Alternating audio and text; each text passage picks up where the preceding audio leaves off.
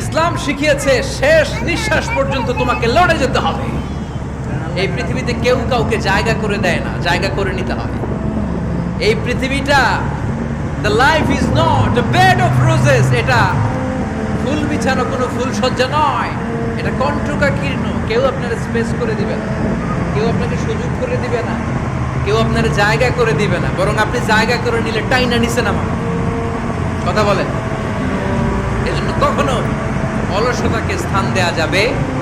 রসুল বাত্তালি দুঃখানু শয়তান, অলস মস্তিষ্ক শয়তানের আড্ডা। অলস যদি কেউ থাকে এটারে টেনে বেঁধে কাজে নামাবে, পারা যাবে? আমরা আমাদের সমতল ভূমিতে চাষ করতে চাই না।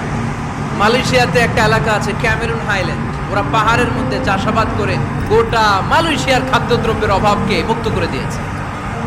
পাহাড়ের মধ্যে ওখানে ফুলের বাগান, ক্যামেরুন হাইল্যান্ড প্রায় ৬,০০০ ফিট উঁচু, প্রচন্ড ঠান্ডা।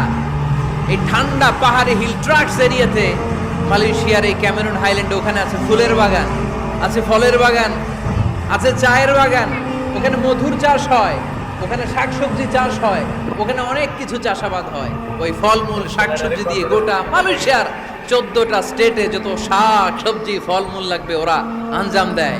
আর আমরা আমাদের সমতল ভূমিতে চাষ করতে চাই না। আমরা চাষাবাদকে খুব লজ্জা মনে করি, এটা ভুল আইডিয়া। আমাদের যে এলাকা যেই জিনিসের জন্য বিখ্যাত ওইটাকে আমাদের ব্র্যান্ডিং করতে হবে। লক্ষ্মীপুর কিসের জন্য বিখ্যাত?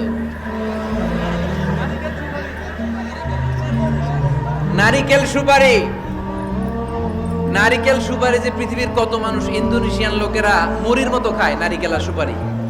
তো এইটারে আমাদের ব্র্যান্ডিং করতে হবে। যেই দেশে যেটা আছে, যে এলাকা যেই পণ্যের জন্য বিখ্যাত ওইটা আমাদের ব্র্যান্ডিং করতে হবে। আমাদের আদমজির জুট মিল বন্ধ না? ভাওয়ানি জুট মিল বন্ধ। আমাদের পাট শিল্পকে ধ্বংস করে দিয়ে ইন্ডিয়া এখন ওই কটনের পাঞ্জাবি বানায়, জুট কটনের পাঞ্জাবি। আছে না নাই? পুরা বাংলাদেশের মার্কেট এই জুট কটনের পাঞ্জাবি দিয়ে সয়লাভ। আমাদের বাংলাদেশের পাট দিয়ে যদি আমরা মিহি পাঞ্জাবি বানাতে পারতাম, গোটা বিশ্ববাজারকে আমরা দখল করে নিতে পারতাম, ঠিক কিনা? এজন্য আমাদেরকে নতুন নতুন আইডিয়া জেনারেট করতে হবে। চাকরির পিছনে বসে থাকলে চলবে না। আর আজান যদি হয়ে যায় ছুটে যাব মসজিদে, আর নামাজ শেষ হলে আমরা আমাদের কাজের দিকে চলে যাব। চিল্লায় বলেন ঠিক কিনা?